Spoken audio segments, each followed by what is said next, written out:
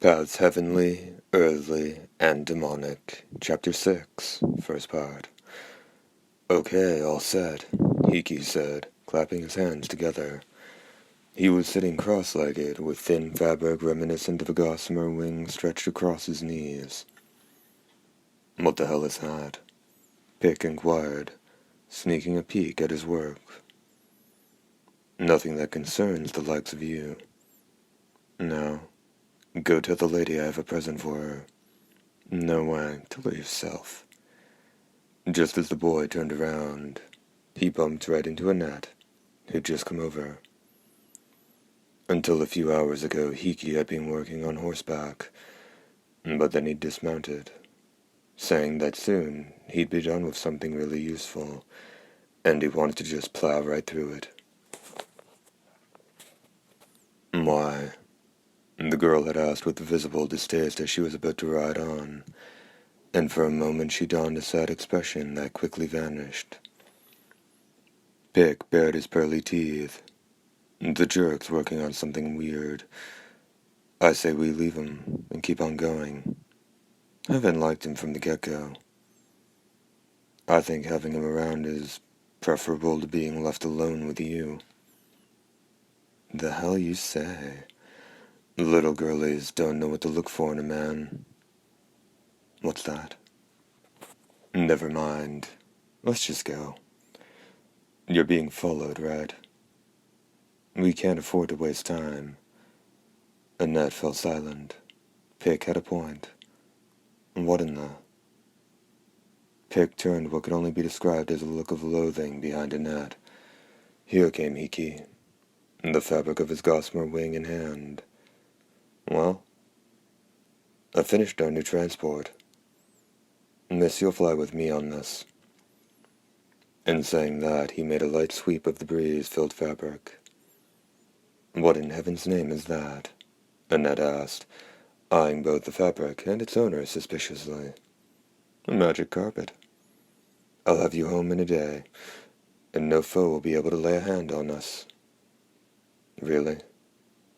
The question exploded from Annette, her expression equal parts expectation and suspicion. Forget it, said the boy. There ain't no such thing. And besides, just because you're flying through the sky, that don't mean you're safe. The nobility made all sorts of monstrous birds, and they're always on the lookout for fresh meat. Pick's remark made Annette stare at Hiki. Her eyes were heavy with the glint of doubt. The skinny man nodded. I'm well aware of that, thank you. Harpies, dead man doves, and death clouds were all creatures of the skies. But I've committed to memory the times and places where each such species appears. Avoiding them will be simple enough. Just relax and leave everything to me. Really? We'll be okay. As Annette leaned forward, the agitated boy said, I'm telling you, don't do it. On the ground, there's a bunch of things we can do if your pursuers come. But in the air, you can't outrun or hide. If they catch up to you, you're finished anyway. I see, the stern-faced Annette said, giving Hiki a nod. I'll go with you. Start the preparations immediately. Hey, hold up there. Hold your tongue. You're in my employ. Somehow managing to restrain his feelings of misery, Pick showed his teeth. Oh, so that's how it is, I see. Do what you like, then. Smirking, Hiki said, Well, here's where we part company. You'll get your wages for today, and then you can go wherever you like. What? A fierce killing lust exploded from every inch of the boy, and it wasn't on account of his own circumstances. Wait just a minute, said the flustered Annette. We're supposed to leave a child alone out here? That's simply too heartless. Sorry. But this carpet can only carry two. Just a single passenger and one pilot. Her expression mournful as she looked at them both by turns. Annette then shut her eyes. When she opened them again, she nodded at the same time. The wishes of one of them had been discarded. I see. Annette began. Well, be careful out there, little one. Don't do this, Pick said in a low voice. It was the voice of a man who'd been through blood-soaked hell as a child. Sorry, but if you're hell-bent on going alone with him, I'll stop you by force if need be. I gave you my word, so I've got a duty to protect you. Which is why I'm saying your contract ends here. If it's about the money, I'll give you 10 days' wages. I ain't talking about the money. This punk really doesn't know when to call it quits, does he? Hiki jeered. So 10 days as wages aren't enough for you? Or could it be you've fallen in love with... The boy impacted on Hiki's chest like a fireball. With a dull thud, Hiki hit the ground and rolled around. Pick delivered a series of kicks to the man's side, and on the second one there was the crunch of breaking bone. Stop it! Annette screamed, throwing cold water on the boy's rage and madness. When he stopped, Hiki's hand latched onto the boy's now motionless ankle. What? Pick's cry of astonishment rose toward the sky. Fingers reaching out for the ground caught only dust. The boy's body was effortlessly lifted a good 30 feet. His ankle was gripped by Hiki, and Hiki was rising thanks to the thin fabric in his left hand. Ground-crawling rat. Thanks to wonderful me, you get to fall from the sky to your death, for which you should be thankful.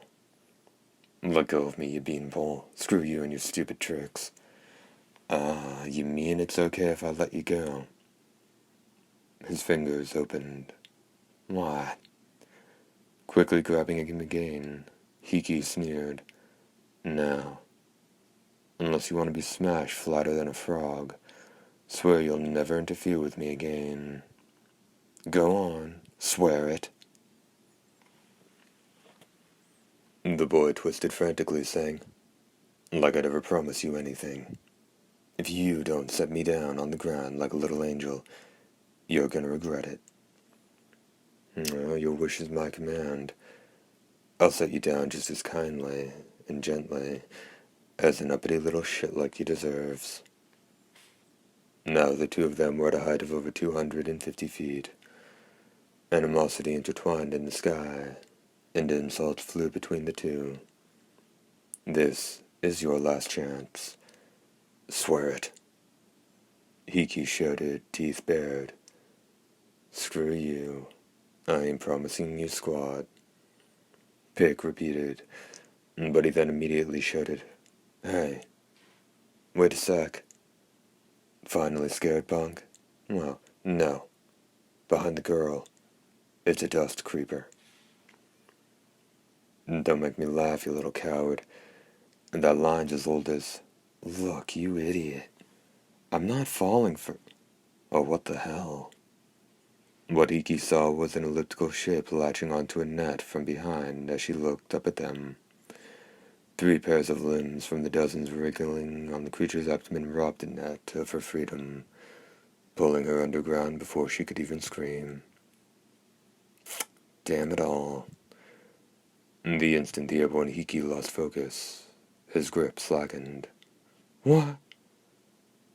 Pick fell, his scream leaving a long perpendicular trail.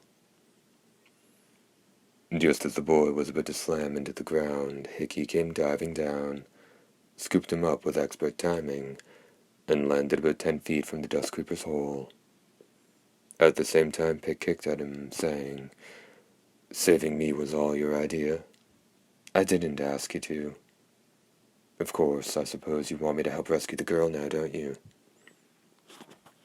Right you are. Hiki replied, peering down into the blackness of the perfectly round hole. It was 10 feet across. The sides were terribly smooth. While traveling through the earth, the dust creepers actually secreted a fluid that hardened the walls of their tunnels. So it should be easy enough to follow, Hiki said in a conclusion to his explanation, tossing his chin in the direction of the hole. Of course I'll go, Pick said, and contrary to what you might expect, he was delighted to finally have an opportunity to prove himself as her bodyguard. Going over to the sidewalk horses, Pick got the submachine gun and rifle from where they hung on the saddle horn, slinging the former over his shoulder and gripping the latter with both hands. Dust creepers aren't so quick to eat people. They like to keep them in storage as a live snack for the next time they hibernate. You might still be in time. Go give 'em hell, okay? Ain't you coming? Pick inquired, eyeing the man in intimidating fashion.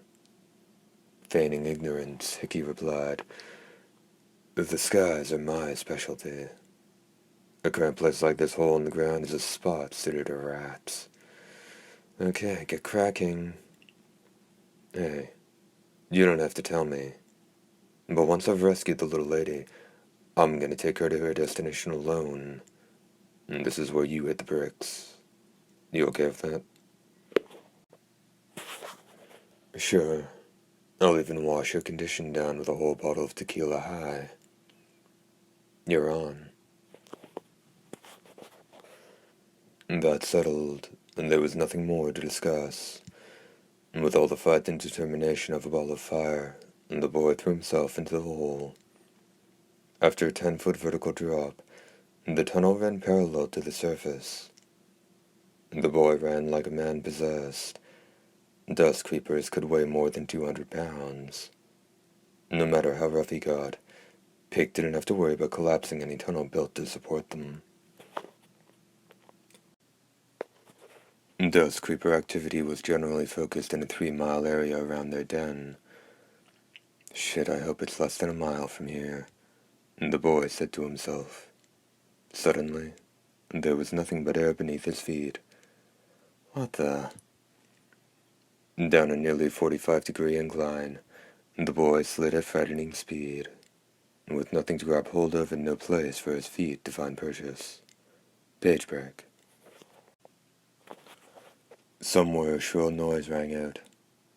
As if that had announced the twilight, the lids of the coffins lashed to the sidewalk horses' backs opened, and 3 figures came to stand in the moonlight. That sound, I recall hearing it somewhere before, said Zeno Gorshin, in his fabulous jacket, his aquiline nose testing the air. Apparently, this particular nobleman could differentiate sounds by smell. Ah, yes, replied Zeno Braylo. He gripped the hilts of the pair of crossed longswords he wore on his back. Their minor twitching ceased. It's the Iron Castle. A curious thing. It is said the vehicle was built to travel around the world by some greater noble, whose name is lost to us. It would seem it yet lives. But who would bring such an ancient construct back to life? And toward what end? Murmured the one known as Benelli, with the thin, focused face of a monk. He looked out over the wilderness, then shifted his eyes to Braylo. Gray soldier and blue soldier are rattling, are they not? Were it only one of your swords, that would be another matter, but both? Braylo, what manner of foe is approaching? Zeno Braylo's longsword ceased trembling, but they made a sound like steel weeping. Someone to be feared, he replied. As much as D, Zeno Gorshin asked. After a short pause he said, no, shaking his youthful yet nihilistic face from side to side. The other two watched him intently. Who then? is aboard the Iron Castle? And the question was a frosty murmuring that came from neither of the two. Page break. Having picked up too much speed, the boy felt, this can't be good. And just then there was an opening right in front of him. Sliding across the ground with tremendous force, he was headed toward the center of the open area, but didn't get that far. The instant Pick realized he was out of the tunnel, his body reacted, preparing him for any potential situation. Muscle and bone fought the law of inertia to apply the emergency brakes, turning him hard to the right before he stopped. He'd halted in under 3 feet. Ow! The boy stifled a scream from muscles about to tear loose and bones close to shattering. Directly in front of him was a boulder large enough to conceal him, and beyond it spread the Dust Creeper's den. Those on the surface referred to it as Hell. Page break indicated by a small cross. First part, end.